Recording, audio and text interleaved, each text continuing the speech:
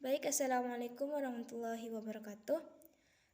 Kami dari kelompok 7 akan mempresentasikan perkembangan kognitif anak usia 4-5 tahun.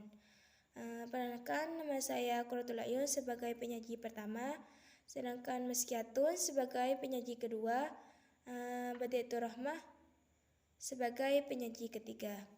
Baik, di sini saya akan menjelaskan pemecahan masalah.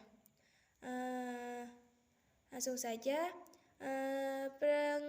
perkembangan kognitif adalah suatu proses berpikir di mana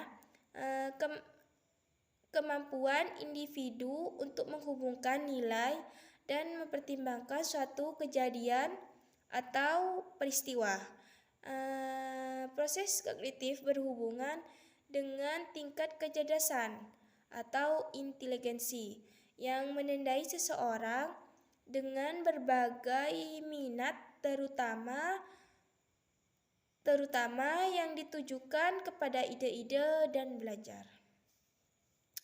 Menurut beberapa ahli yang berkesinambungan dalam bidang pendidikan mendefinisikan intelektual atau kognitif dengan berbagai pendapat, seperti hanya definisi inteligensi menurut Gender Munandar, mengemukakan bahwa inteligensi sebagai kemampuan untuk memecahkan masalah atau untuk menciptakan karya yang dihargai dalam suatu kebudayaan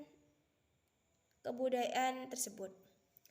Pemecahan masalah di sini adalah dianggap sebagai suatu proses mencari atau menemukan jalan yang menjembatani atau keadaan yang sedang dihadapi dengan keadaan yang diinginkan. Prosedur atau strategi yang dapat digunakan untuk memecahkan masalah yaitu ada dua. Yang pertama, algoritmik, yang kedua heuristik. Di mana algoritmik adalah suatu perangkat, aturan atau tata cara yang dapat menjamin pemecahan suatu masalah. Sedangkan yang kedua, heuristik, yaitu suatu perangkat yang menggunakan hukum kedekatan sehingga tidak menjamin perolehan pemecahan meskipun kemungkinan besar dapat berhasil.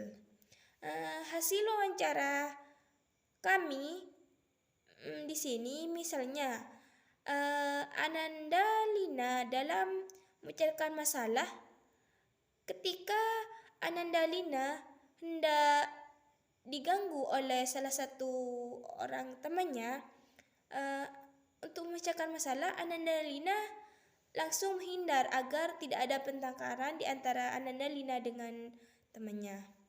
Baik, sampai di sini saja. Mungkin akan dilanjutkan oleh penyaji yang kedua. Warahmatullahi wabarakatuh. Saya Meskiatun sebagai penyaji kedua akan menjelaskan tentang berpikir logis.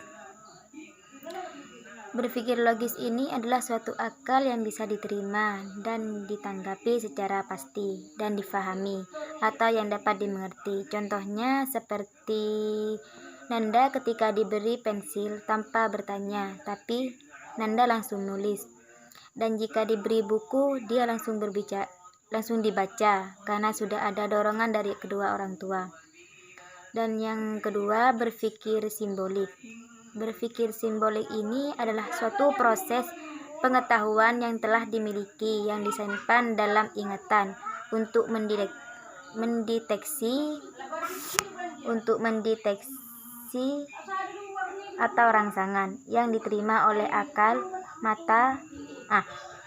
secara seperti mata, telinga, dan hidung. Contohnya itu seperti Nanda ketika orang tuanya menunjukkan ke media lambang bilangan langsung menjawab karena sudah ada dorongan dari kedua orang tua. Bismillahirrahmanirrahim. Assalamualaikum warahmatullahi wabarakatuh. Baik, perkenalkan nama saya Siti Badiatur Rahmah. Di sini saya akan menjelaskan tentang hasil wawancara. Saya mewawancari mengenai mengenai anak yang berusia 4-5 tahun. Nah, di sini saya mewawancarai Ibu Isnadia. Anaknya bernama Lina. Nah, Lina di sini tidak ada keterlambatan sama sekali karena ada dorongan dari orang tuanya. Nah, ketika seorang Lina ini ketika ada orang yang mau mengganggu atau mengganggu Lina tersebut malah menghindar agar tidak ada pertengkaran. Nah, cara Lina tersebut dalam sangat berpikir logis. Lina juga jika diberikan buku, dia langsung membacanya, tidak tanpa bertanya. Dan ketika juga dikasih pensil, dia langsung menulis.